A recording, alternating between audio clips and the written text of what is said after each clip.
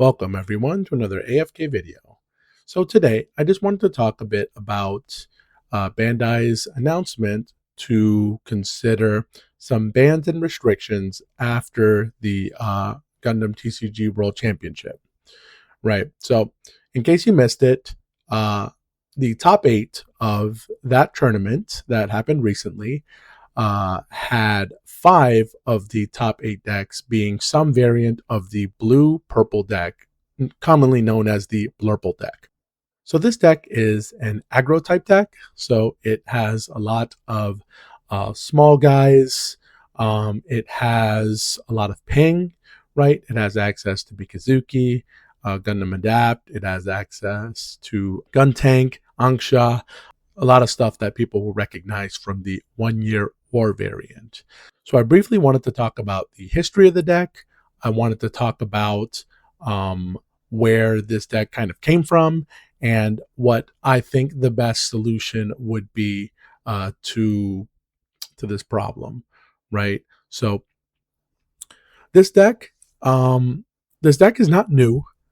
So if you look at the core of all of these decks, you'll notice that about 90% of all of it is from GDO2 and before, right? So all of these cards existed previously. However, this deck was tier 2 at best, right? So I remember that at I think it was the World Championship Japan or some other televised tournament that someone was using the Blurple deck, and they mentioned how it was strong, but it just couldn't hang with the top decks. So this deck was kind of on the fringe, and like I said, it's a tier 2 deck, so all the cards existed, right? So what changed? When Steel Requiem launched, the one card that you'll notice on all of the lists at 4 from Steel Requiem is Gundam Barbados Adapt, right? So this card is a level 4, 2 cost, 2/4 that when it enters, it pings one of your units for 1 and an enemy unit for 1, right? So is this the card that made this deck broken? No. I think ultimately that this is a situation where the deck was just missing something, right? Maybe it was multiple somethings, but I think ultimately it was just one thing, and it was something like this that's really strong, that allows you to get more damage on the board and clear things away, right?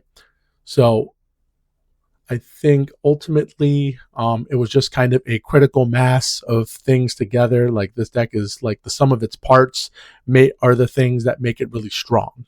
When you see this deck play, right, it's just a whole bunch of little guys that basically rush out to destroy enemy bases, and you're able to control the board with ping damage. You're able to control the board with Amuro, Mikazuki, right? So other aggro decks don't have this level of control. And what happens is, when aggro is the best deck, then everyone has to play aggro because there's no way to really deal with it in the current meta, right? Blocker decks were generally the answer to most things in the game, but even blocker decks just can't keep up with this. So the only way to deal with an aggro deck is with, well, you guessed it, another aggro deck, which is why the deck had so much representation at the World Championship. All right, so let's talk solutions, right? So Bandai is going to announce whatever solution they have, hopefully soon.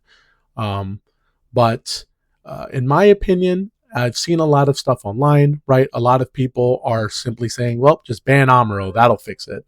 Or, ban Mikazuki or ban Barbados Adapt, right? And I do think that doing that will kill the deck. If the deck was, one card away from being, from going from tier 2 to, the absolute best deck in the meta, then I think that removing one card, especially a card as powerful as Amuro, will kill the deck, right? Because what are you going to replace Amuro with? So not only does it have its really powerful Ampere ability, it also links with the Grandpa Gundam from the starter deck, and some decks opt to use the NT1. And being able to link in this game is not everything. However, when you're running an aggro deck, being able to give your unit the ability to attack the turn you play it is very important, right? That's how you can get an edge on the board, on resources, whatever. So I do think that banning a card will definitely do it. Doesn't, and I really don't know which one is like, the biggest offender, right? But again, like I said, you could ban any single one of these cards, and I think that it will kill the deck just because there's nothing to replace whatever it is that you're going to remove. So, me personally, what I think the solution should be, right? And I'll explain why, is something that Bandai has done in one of their other card games in One Piece, and that is a pair ban. So, what I mean by this is that they say that two specific cards cannot be used in a deck together. And I would argue that you could just say that Amuro and Mikazuki can't be in the same deck, right? So, my main reason for saying this is because bans hurt the game in a very straightforward way, right? People buy cards because they're strong or because they like them.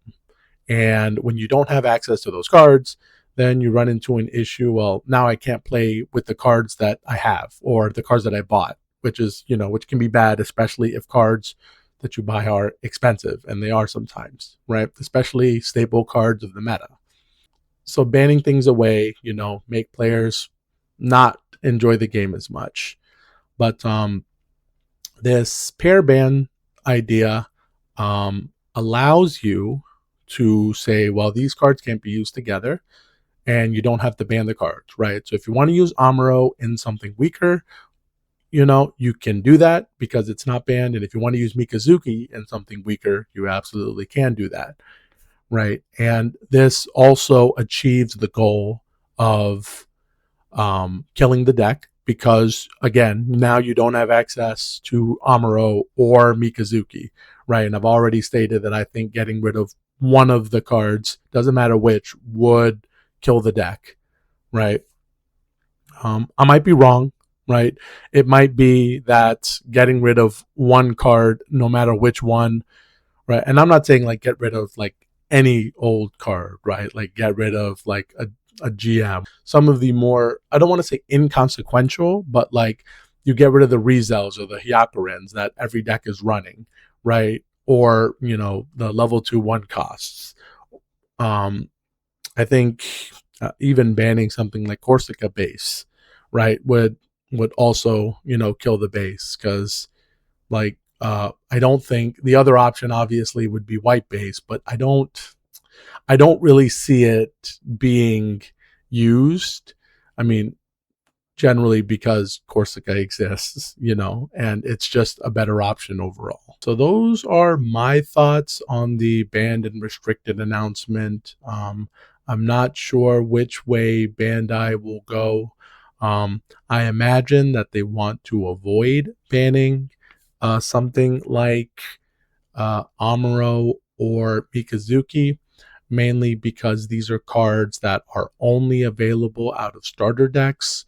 I mean, obviously, they have promo versions of both cards that you can get, from the secondary market.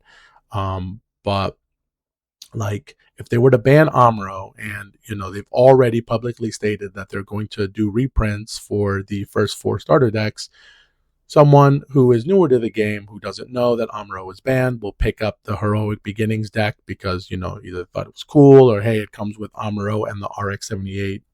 And then it's like they sleeve it up, they go to their local game store, they play it, and then, their opponent's like, hey, that's banned. You can't play those cards. And they have no idea.